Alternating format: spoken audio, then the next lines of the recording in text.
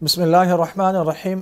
حضرت مالک بن دینار رحمہ اللہ بازار میں جا رہے تھے، انہوں نے ایک باندی کو دیکھا، کسی نواب کی، کسی بڑے کی باندی تھی، اٹھلاتی ہوئی جا رہی تھی، بہت خوبصورت تھی، ساتھ میں اس کے غلام تھے، باندی کے غلام اور نوکر چاکر۔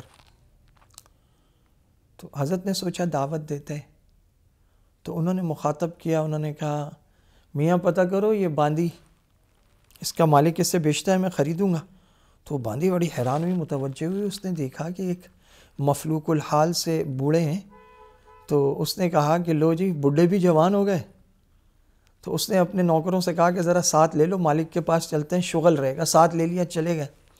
تو اس نے وہاں جا کر بڑے ناز سے اٹھلاتے ہوئے بتایا اپنے مالک کو کہ یہ بابا جی مجھے خریدنے کی باتیں کر رہے ہیں۔ تو وہ نواب تھا، بڑا آدمی دنیا کے حساب سے، وہ بھی بڑا ہنسا۔ اس نے کہا ہاں میاں خریدو گے؟ حضرت مالک بن دینار نے فرمایا ہاں خریدو۔ انہوں نے کہا میاں کس قیمت پہ خریدو گے؟ انہوں نے کہا چند خشک کھجوروں پہ خریدوں گا۔ اس نے کہا یہ پریوش قمر چہرہ، چاندنی آنکھیں، گلال گال، یاقوتی لب، یہ گھنیری زلفیں، یہ تم چند خشک کھجوروں میں خریدو گے؟ میاں خیریت، کیا وجہ ہے؟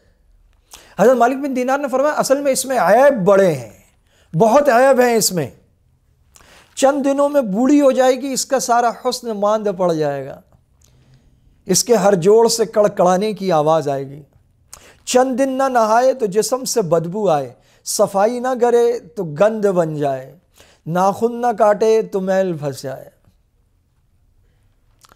بال نہ سلجھائے تو جوئیں پڑ جائیں، منہ نہ دھوئے تو آنکھوں میں گدھ ہو، جسم کے ہر سوراخ سے گند نکلتا ہے، جہاں سے کاٹو خون نکلتا ہے، سب سے بڑی بات بے وفا ہے، تمہاری آنکھیں بند ہوں گی، آج تمہارے ساتھ ہے کل کسی اور کے ساتھ ہوگی۔ تو جس میں اتنے عیوب ہوں میں اس کی یہ قیمت نہ لگاؤں؟ انہوں نے کہا اچھا لیکن پھر بھی لگتا نہیں قیمت کم لگائی؟ انہوں نے کہا میرے پاس ایک باندی ہے، اپنا دوپٹہ سورج کے آگے کرے تو سورج کی روشنی ماند پڑ جائے، کھارے پانی میں تھوک دے تو پانی میٹھا ہو جائے، مردے سے بات کرے تو اٹھ کے کھڑا ہو جائے۔ وہ جنت کی حور ہے، رات کے آخری پہر 2 رکعت نفل پڑھنے سے ملتی ہے۔ تو جس کے پاس ایسی قیمتی حور ہو وہ تمہاری باندی کی چند خشک کھجوریں ہی تو قیمت لگائے گا۔ ہاں وہ وقت جب اللہ کہہ رہے ہوتے ہیں ہے کوئی مانگنے والا جسے میں عطا کروں، ہے کوئی بخشش چاہنے والا جسے میں بخش دوں، ہے کوئی اپنے گناہوں پر مجھ سے معافی مانگنے والا میں اس کی مغفرت کر دوں۔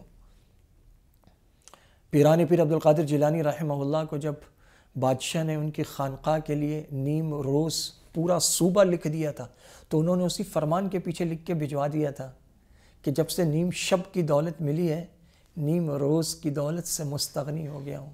سردیوں کی لمبی راتیں، الشتاء ربیع المؤمن، اور ان راتوں میں اٹھ کر بھی اگر تہجد کی 2 رکعتیں نصیب نہ ہوں تو پھر میری اور آپ کی بڑی کمی ہے۔ اللہ تعالیٰ مجھے بھی توفیق عطا فرمائے، اللہ تعالیٰ آپ کو بھی توفیق عطا فرمائے۔